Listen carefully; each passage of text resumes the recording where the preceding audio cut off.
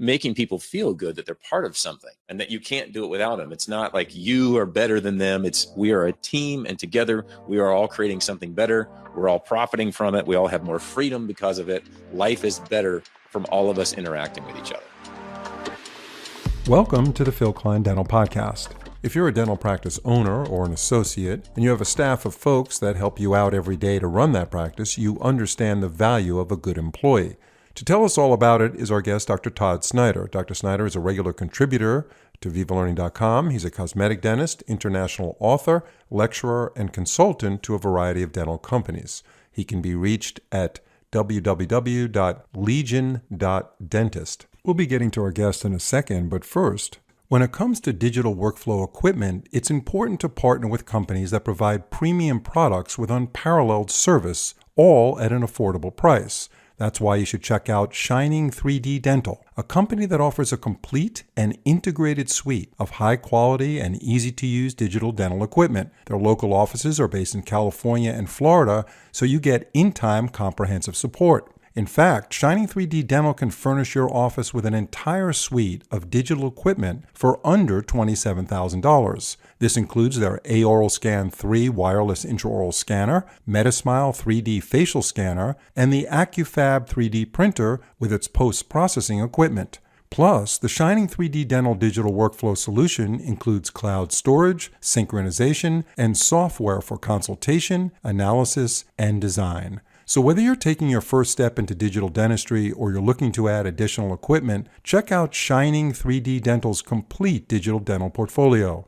To learn more, visit shining3ddental.com. Dr. Snyder, thanks for joining us. Thanks for having me, Phil. So we're talking about dental employees today, and it seems obvious that in order to have a well-running practice, you need good people. But tell us from your experience as a dentist and a trainer, how important are the employees to the business of a dental practice? Well, let me position it back the other way. If you're a dentist and you have no employees, how successful can you be, right? You can't. You need a team. Now, how big the team you have is based on the skill set of each individual, right? So based on their training or the knowledge they bring in, is going to determine how many employees you need to get the job done. And so for me, I always want less. Less employees is more for me personally, and I'm inclined to pay them substantially higher because I'm expecting far more out of them. But I see many offices in my mind that are way overstaffed, and hence I find more problems amongst employees. But also, if you have a lot of employees and they aren't as accountable for the tasks they have to do in the day, there's more people kind of twiddling their thumbs, so to speak, or finding time to play on their phone. And I find that you're not as productive. So for me, I want highly skilled individuals or highly outgoing individuals that are very good at communication that I can train on the simple aspects of dentistry. There's nothing more irritating than to hire someone who's playing with their phone when there's things to be done in the office. And then you end up thinking about it during the day and the quality of your life goes down. Like you said, you're going to probably hold on to really high quality employees at a much better rate with a higher salary anyway. They'll have to work a little harder, but they're getting paid more and they're less likely to leave, especially the good employees. Now the question is, how do you find the right employee? That's a great question. During COVID, well, even right now, everyone's talking about how hard it is to find employees in any business. And, I had to find a new front office during COVID. And what we did is we look outside the box. We always think differently. I don't want to hire someone that's been in dentistry typically because they come with the baggage from wherever they've worked previously. And I don't want that. I want someone that's outgoing, that can communicate with people well, and that people love talking to them. So we put out basically an ad looking for someone that wants to be a concierge, that someone has a history being a concierge. And so with that, we found 340 something applicants for our front office position. And from there, we then had to, narrow it down to the final, 5 to 10 people. And so again, thinking different, advertising what you want in a different manner to bring you a type of a type of employee that you're looking for. That's us thinking outside the box. So when you were looking for that front desk person, you did not even say needs dental experience? No, because I can train someone on dentistry. Dentistry is the easiest part. It's just the communication. Like if you can interact with people well, we'll teach you the rest. It's kind of like Southwest Airlines mentality. It's like they want to have great people that cracking jokes and being nice and courteous, over the PA system or greeting people. That's the type of person I want handling my phones. Yeah, you just don't want their infrastructure, their technology infrastructure. Their employees may be nice, but their technology infrastructure, that's not an example of successful. We weren't going. We're talking employees. That was it. Yeah, I know. You're talking employees. I could hear the gears churning in the audience's brains when you said Southwest Airlines. Okay, so you went out and you had 350 people respond, which is a lot of people. First of all, how did you go through those 350 applications? Well, we weeded them out by asking certain questions and making them send a video within a certain time frame. And so if people couldn't follow the directions, they were instantly cut. So that weeded out a lot quickly. And from there, watching the videos and just seeing the way people talked or communicated or interact, the way they presented, instantly weeded out more people. So we found it to be very fast and effective to whittle it down to just a handful that we could then meet with. That's amazing. That's very clever, because more than 80% of them probably were like, I'm not going to make a video for somebody I don't even know, and I don't even know if I want to work there. And you just weeded out 80% right there. Right. You don't want in your office in the first place. That's exactly. You find the right person, and they're incredibly cordial and professional, and they relate well to people, and they say the right things, and they're everything you want in a person to represent the face of your office, but they don't know anything about a dental office. So how do you train them? Well, I hit on this in our last podcast. So if people didn't hear it, go back and listen to it again. But we talked about All-Star Dental Academy, which will train someone on phone skills, basically talking about different aspects of appointment times and, the dentistry aspects and, all the different things that someone up front should know as far as handling emergencies, people that are canceling last minute, how to motivate them and whatnot. But then the dental part is easy, as far as training them on how often you like to do cleanings and what the reasoning is behind it, or veneers or crowns. Like, it really isn't that complex, because you're just trying to talk to a person in a manner to get them to say yes to coming in. You're not trying to dive deep into, diagnosing or talking about the dentistry. So there's ways to get around some of the, aspects that someone might not know in the dental world that, hey, the reason we're having you come in is to meet with the doctor and he can answer all those questions for you better than I ever could. So let's go ahead and get you appointed. There are ways to talk in a manner to get people to come in without going down the road of, crazy dental diagnostics and technology and whatnot. Okay, so give us an example of your practice. How many employees do you have? You want to talk about that, or is that something confidential? Sure. Yeah, I have 3. I have a hygienist, I have an assistant, and I have a front office. Now, the new office will actually have a virtual front office. So with artificial intelligence, as we talked about earlier, as well as someone that is phenomenal at sales and communication, that is, off property somewhere else, they can handle the call. You don't need to be sitting in my office to handle the call. And with technology the way it is, they can put them into my software as far as booking the appointment, from anywhere on the planet. So I no longer need someone sitting at the front desk. Now I'm outsourcing, which is that something that's becoming more prevalent in dentistry? I don't know of anyone out there doing it. There may be, some somewhere. I don't claim to be the first one doing it, but I haven't heard anyone talking about doing it. But again, I'm looking into the business world and applying a lot of business concepts to my existing dental business. But if I call Dr. Snyder, am I going to be rerouted to Malaysia? It depends on who you want to hire. Yeah, you can hire people, in Canada and America, Malaysia, Philippines, wherever you want them to go. Right. Obviously, I want someone that has a great communication skill set that sounds like they're in America. They could be in Canada or someplace else, but yeah, definitely. Very interesting. I've never heard of for a dental practice, but it makes total sense. Plus, you have 2 offices, so yeah. For you, it really worked well, and you are the man of efficiency all the way through and through. Yeah, there's no doubt about it. So you talked about finding the right employee, how important employees are to the business, and you talked about how to train them. How do you get them to care about the success of the business?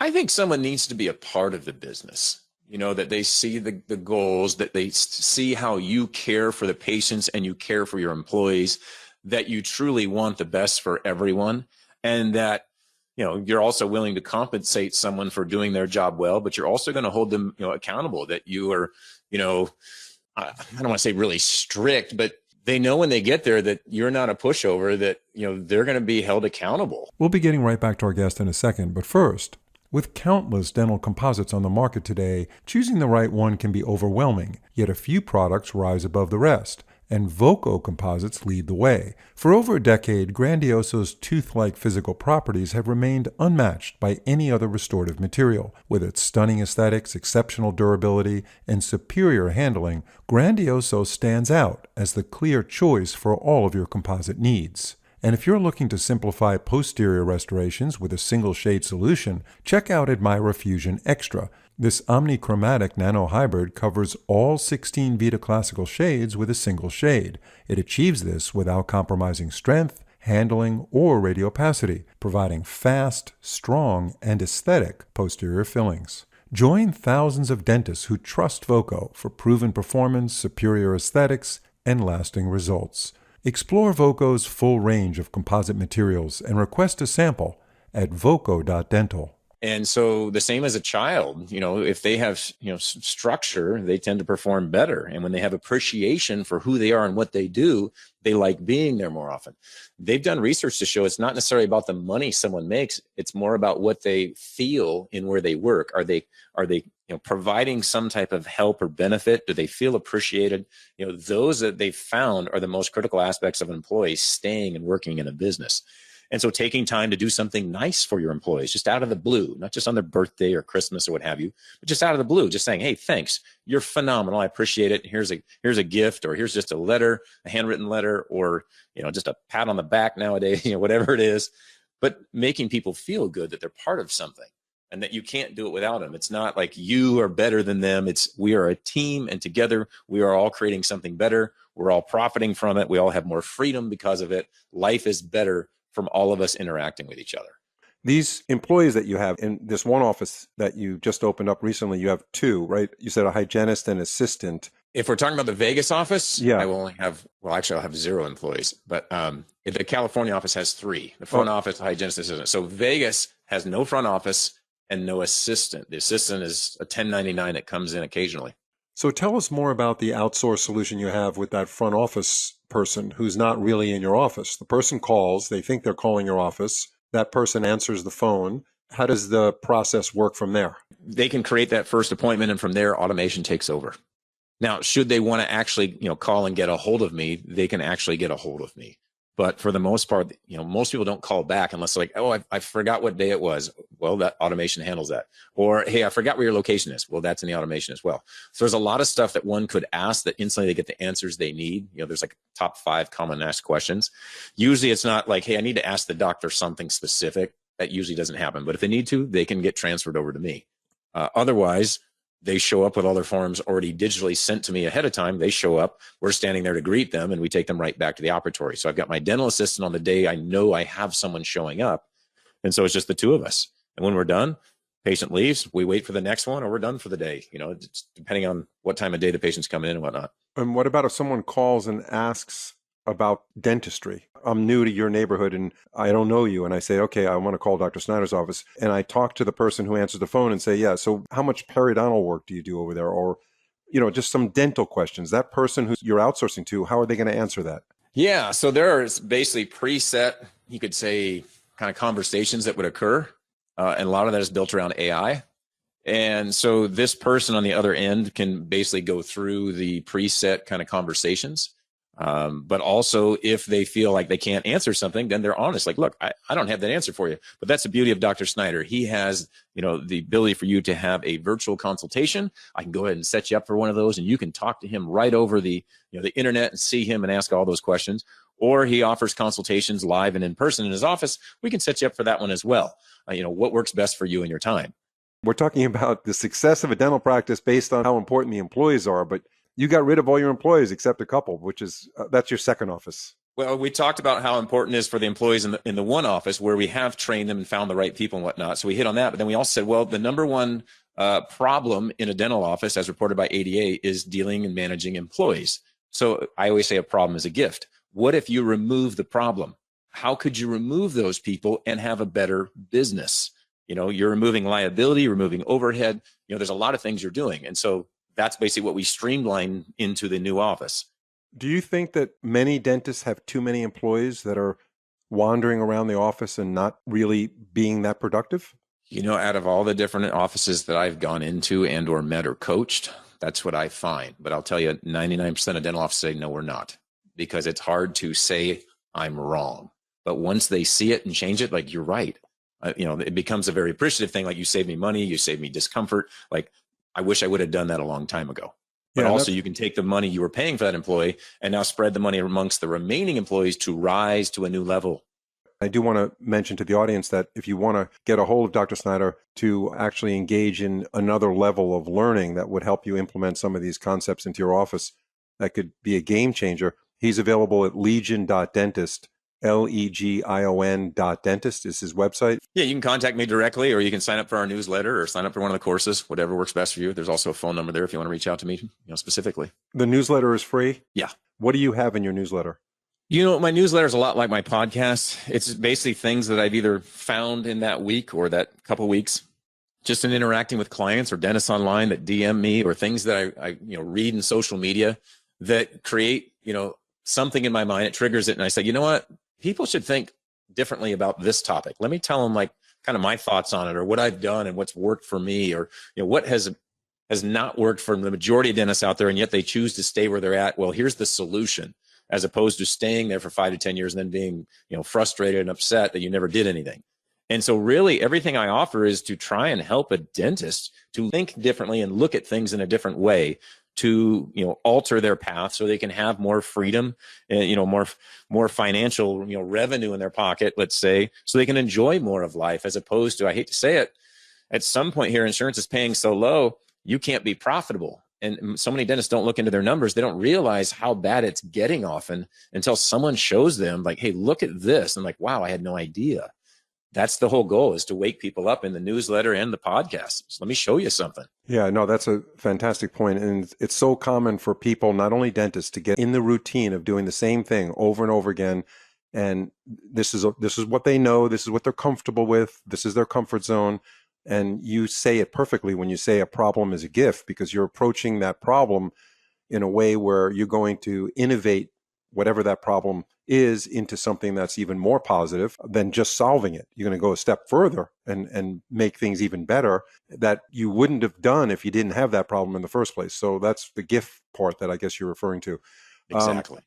Yeah, fantastic stuff. Dr. Snyder, thanks again for your time. Congratulations on all the success you're having with Legion.Dentist, and of course your podcast, Delusional, winning the weekly war of dentistry. Great name. And we'll look forward to more of these in the future. Thank you so much. Thank you, Phil. If you're enjoying this podcast, please leave a review or follow us on your favorite podcast platform. It's a great way to support our program and spread the word to others. Thanks so much for listening. See you in the next episode.